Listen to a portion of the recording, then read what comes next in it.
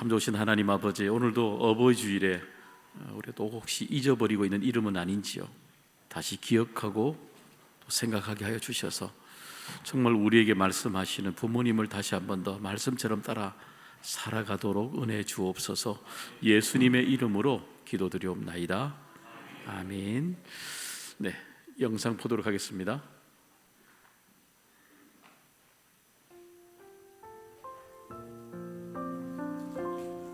바빠 보일 때 제일 힘들어 보이시는 것 같아요. 일하고 집에 돌아올 때 제가 말 안 들을 때 언니가 말 안 들을 때 제일 힘들어하시는 거 언니랑 나랑 싸울 때 동생과 싸울 때 동생이 싸울 때 엄마가 그러시는데 집이 떠나갈 것 같아요. 강의를 준비하실 때 밤을 새거나 그래야지 힘들어질 때. 옛날에 강했던 모습이 다 약해지시고 이러니까 마음이 아프더라고요. 그때 힘드시다고 이렇게 생각이 들어요. 본인이 힘든 것보다도 뭔가 자식이 힘든 순간을 보시는 걸 좀 더 힘들어 하시는 것 같습니다. 주일 때 매일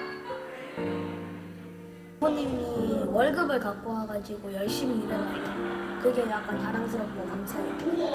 엄마가 책 보게 해주셨을 때 말 잘 들어줄 때 엄마가 2시간이나 그냥 게임 할 수 있도록 놀게 허락해줄 때가 감사 고마웠어요. 밥을 해주실 때 음식을 만들어 주실 때. 사람들 사이에서 상처받고 이제 외로움을 느낄 때, 그럼에도 항상 부모님은 제 곁에 계시니까. 잘못을 했는데도 뭐라고 안 하시고 그냥 용서해 주실 때요? 그 알게 모르게 뒤에서 저를 지원해 주시거나 저희를 지원해 주실 때 그걸 알게 됐을 때가 제일 감사한 것 같습니다. 뭔가 힘들 때 항상 나를 응원해 주실 때. 제가 공부를 계속 한다고 할 때 저희 부모님은 끝까지 지원해 주신 게 제일 감사한 것 같고 나를 위로해 줄 때요. 제가 아플 때 제가 뭔가 안 될 때 기도해 주실 때요. 항상 감사한 것 같아요. 부모님 낳아주시고 키워주셔서 감사합니다. 사랑합니다. 우리를 키워주셔서 감사합니다. 더욱 저희들하고 자주 만나면서 행복해지셨으면 좋겠습니다. 건강하세요. 감사하고 오래오래 제 곁에 있어주세요. 사랑합니다. 항상 감사하고 사랑합니다. 예쁘게 키워주셔서 감사합니다. 엄마 아빠 사랑해. 엄마 아빠 건강하세요. 엄마 아빠 사랑해요. 나 미워하지 말고 성인 될 때까지 건강하게 내 곁에 있어줘. 사랑해. 엄마, 아빠 사랑해요. 사랑합니다. 저희를 낳아주시고 사랑으로 키워주셔서 항상 감사합니다. 사랑해요. 시작!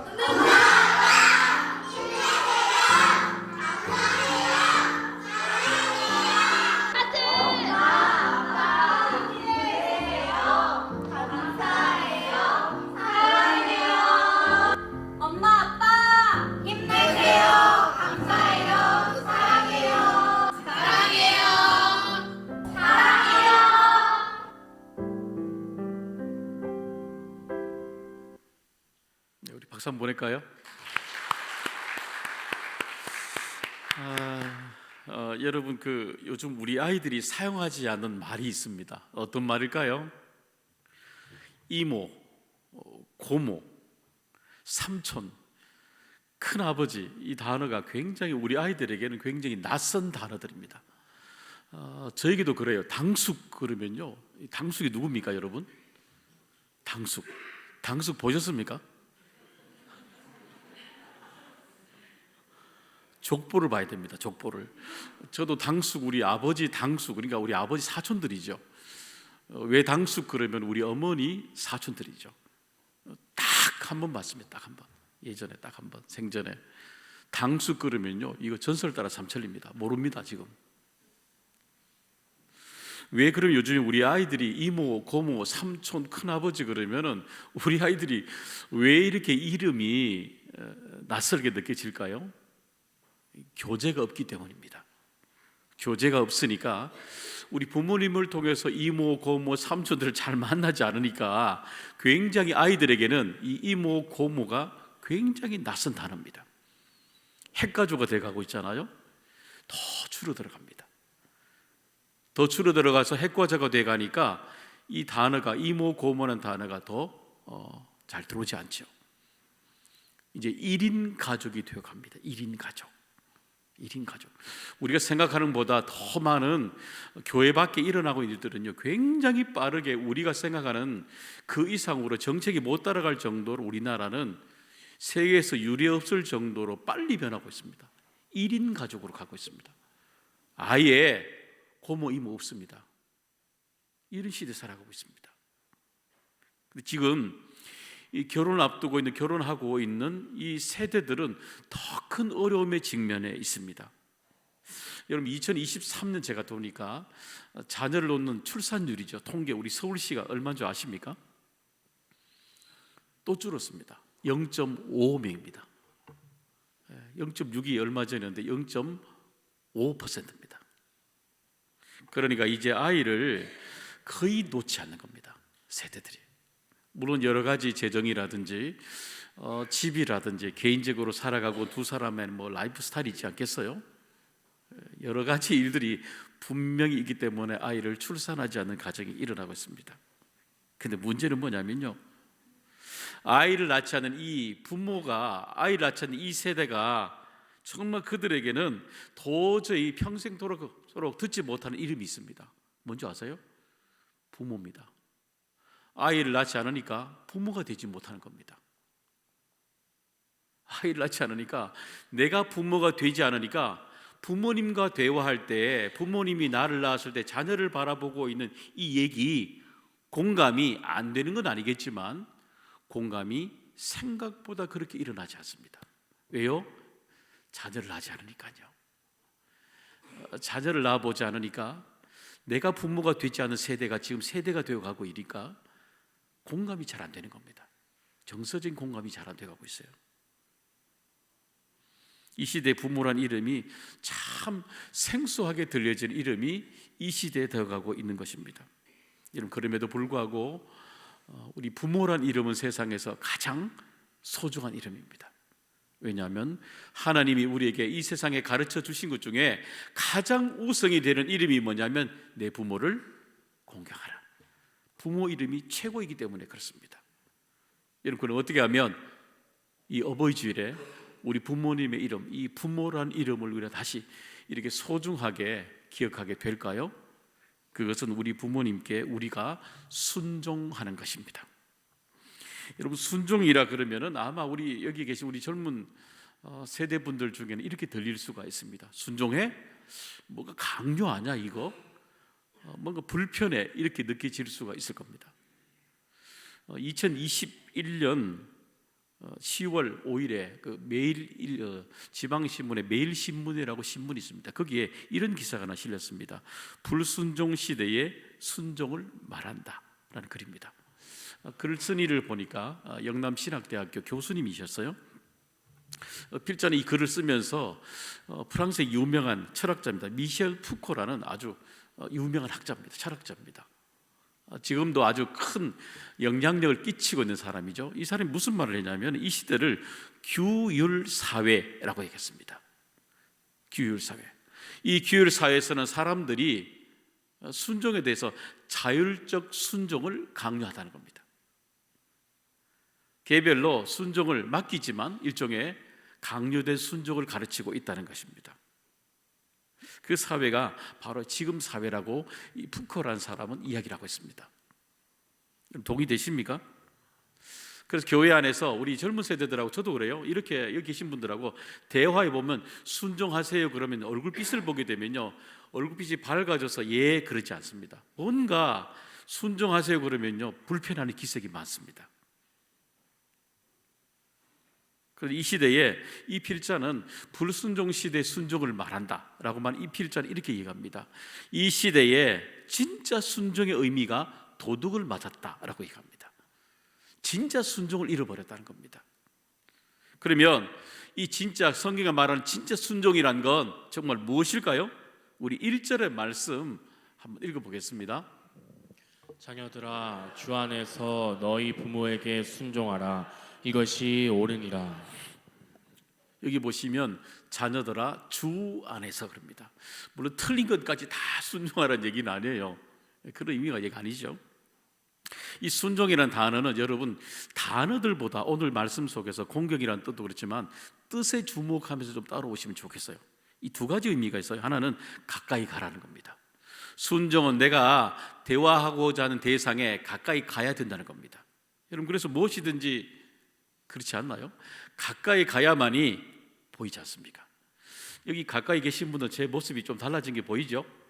마이콜이 됐습니다. 마이콜. 얘가 달라져 보이지 않습니까?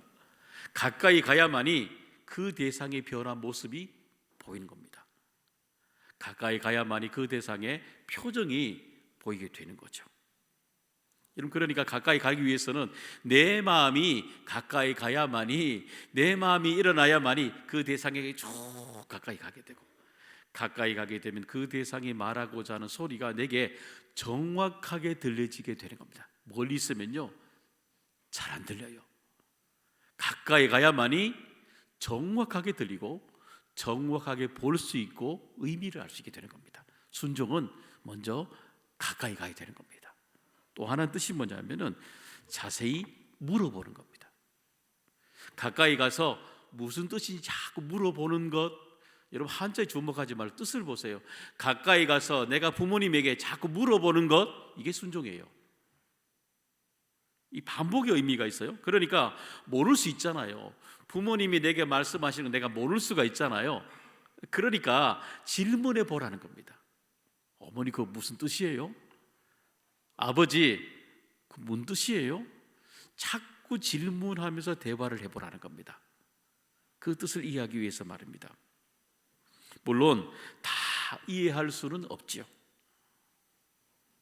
그러나 어떤 일들은요 내가 그 자리에 세월이 지나야만이 알 수 있는 것들도 너무너무 많잖아요. 예. 그래서 오늘도 우리가 자녀들이 부모님과 대화할 때 꼭 기억해야 될 것이 하나 있습니다. 부모님이 나와 대화할 때 정말 나를 모른다 라고 늘 대화하잖아, 그죠?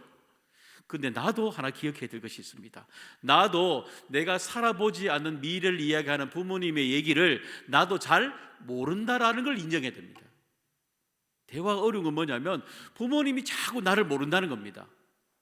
반대로 이해하게 되면 우리들도 부모님을 정말 모른다는 겁니다. 이해하지 못한다는 겁니다. 성경을 이걸 뭐라 그래요? 예수님이 우리에게 이걸 자기 부인이라고 말하는 겁니다.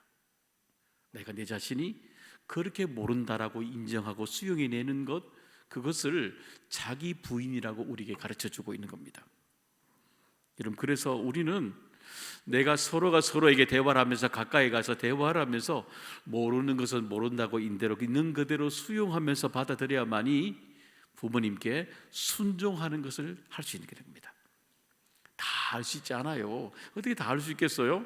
그러나 가까이 가면서 대화를 하면서 평생도록 반복하면서 대화해 나가는 것, 거기에서 우리 삶을 같이 공유해 나가게 되는 겁니다. 그것이 바로 순종이 되는 것입니다. 어쩌면 우리가 왜 근본적인 질문을 하게 되는 거죠. 왜 순종을 해야 될까? 왜 순종을 해야 될까? 그것은 오늘도 지분은 어쩌면 근본적인 질문이 되겠죠. 여러분 왜 순종해야 될까요?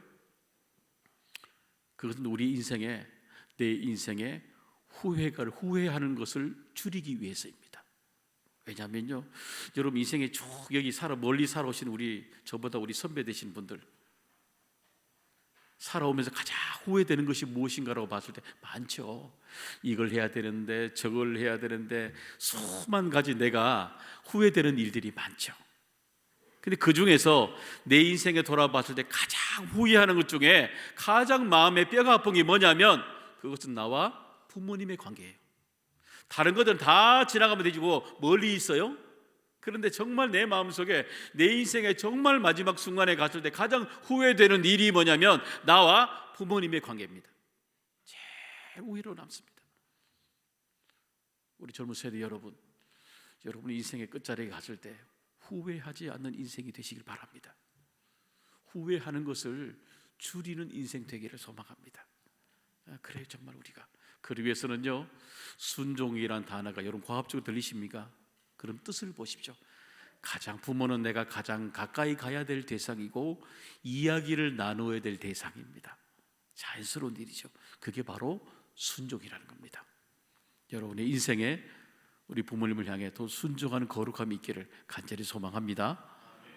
두 번째는 뭐냐면 내 부모께 공경하는 것입니다.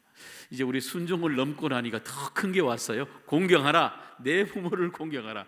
더 여러분 고압적으로 들리죠? 2절에 보니까 한번 이 말씀이 나와 있잖아요. 한번 읽어보겠습니다. 내 아버지와 어머니를 공경하라. 이것은 약속이 있는 첫 계명이니. 내 어머니와 아버지를 공경하라 그럽니다. 여러분 공경이라는 단어는요 두 가지 뜻이 있어요. 제가 지난번 그 십계명 설교할 때 욕심이라는 단어 두 가지 양면 기억나십니까?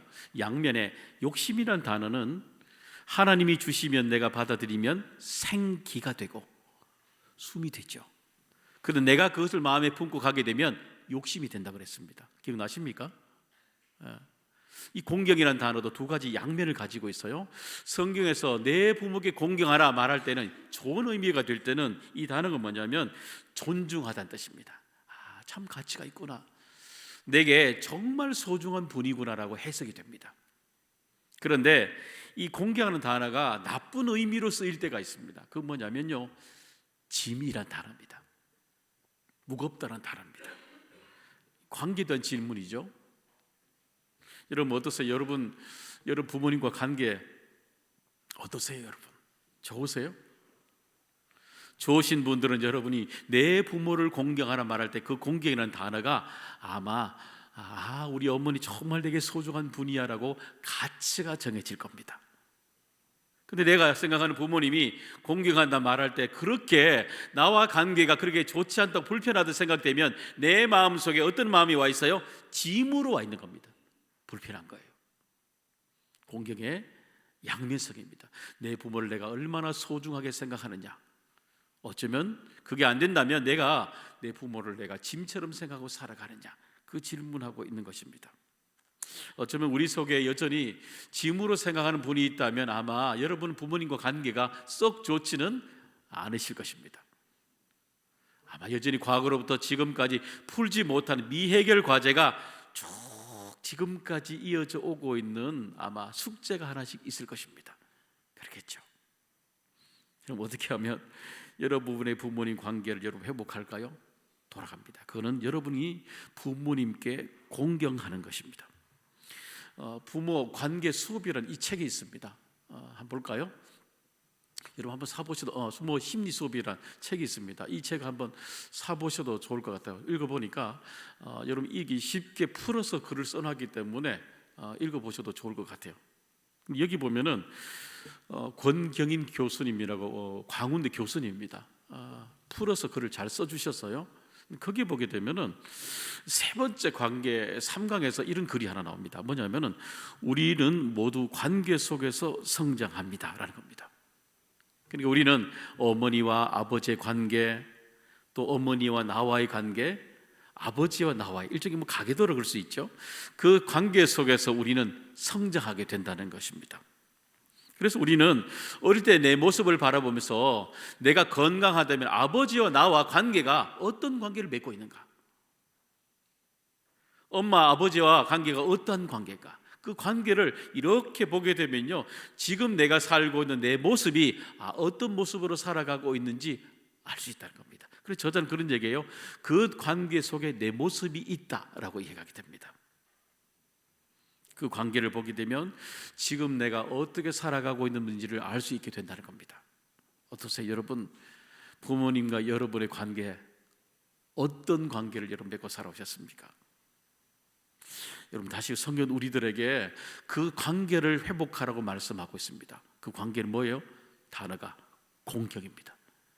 내 부모를 짐이 아니라 정말 소중한 분으로, 가치가 있는 분으로, 다른 사람이 아니잖아요. 내 부모입니다. 내 부모를 공경하라는 겁니다.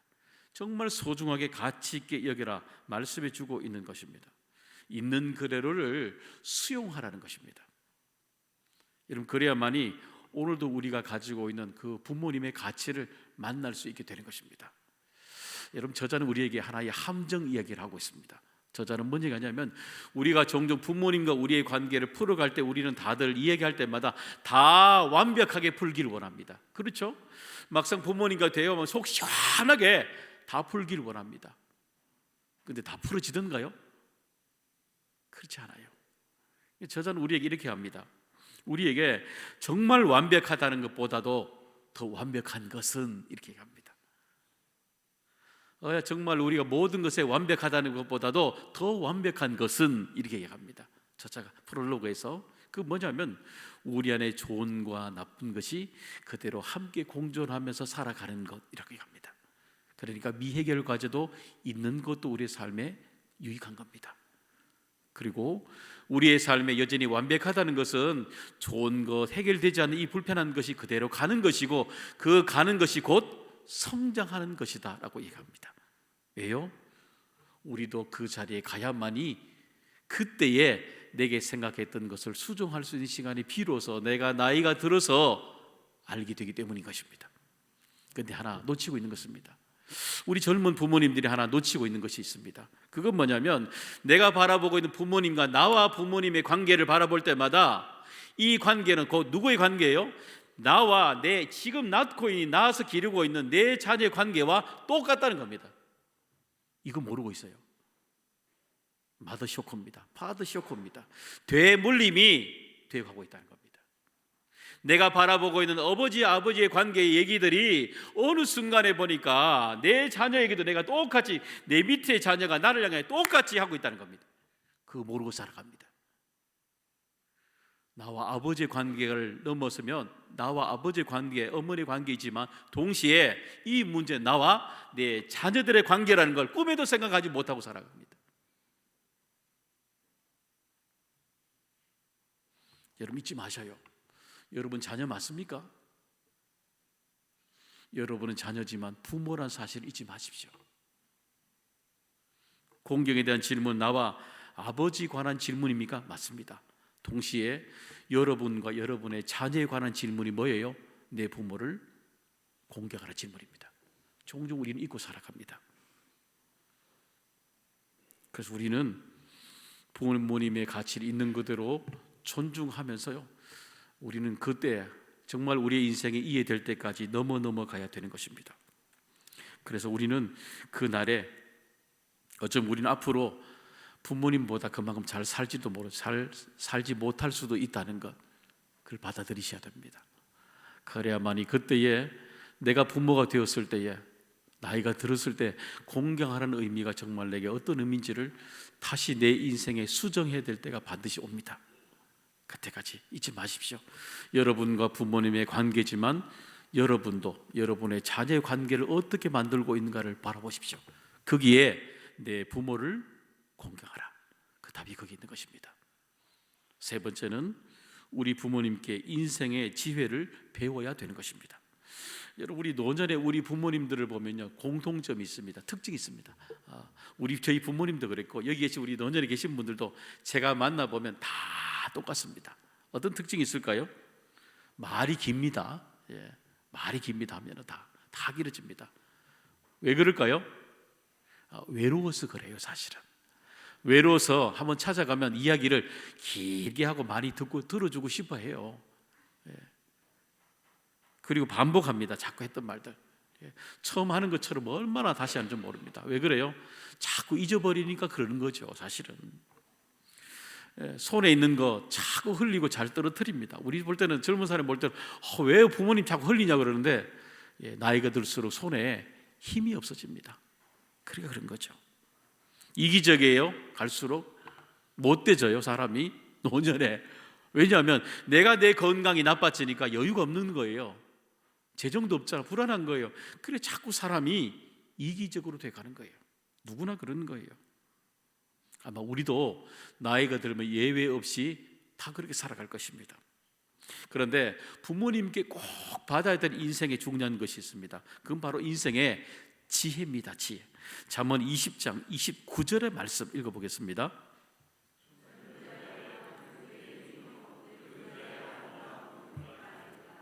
여기 보시면 젊은 사람의 영화, 이게 자랑이라는 뜻이에요. 젊은 사람들은 자랑할 때 내가 힘을 자랑하는 겁니다. 내가 능력, 소유, 그죠? 이런 것을 가지고 힘을 자랑하는 거죠. 명예, 소유하는 거죠. 내가 이런 걸 가지고, 있는 걸 가지고 자랑합니다. 그런데 노년의 자랑은 그게 아니에요. 백발로 자랑합니다. 아름다움은 바로 백발이라. 이 백발은 유대인들에게 어떤 의미냐면은 삶에 살아왔던 지식, 지혜를 말하는 겁니다. 그걸 바로 백발이라고 표현합니다. 여러분, 그래서 태어나자마자 우리들은 부모님에게 인생 수업을 받기 시작합니다. 그때부터 뭘 받아요? 그 유명한 외국인들이 가장 신기하게 이런 젓가락 신공부터 배우기 시작합니다. 배우잖아요. 그리고 우리 부모님이 우리가 그때부터 가장 불편해하는 반복적인 말, 일방적인 말 계속 우리에게 가르쳐 주시죠. 그죠? 근데 분명히 우리 부모님은 우리의 인생에 중요한 인생의 수업들을 내가 태어날 때부터 거기 때부터 가르쳐 준다는 겁니다. 공감적 책 읽기라는 책이 있습니다. 그러면 그 김기현 목사님이 참 재미있는 표현을 써놨어요. 아굴의 기도. 여러분, 우리가 얼마나 멋진 표현입니까? 한번 보겠습니다. 읽어보겠습니다.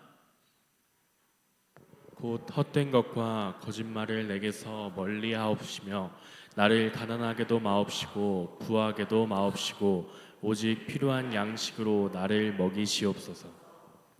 그렇죠. 근데 이 얼마나 우리가 이 아굴의 기도를 멋있게 얘기해요, 그죠?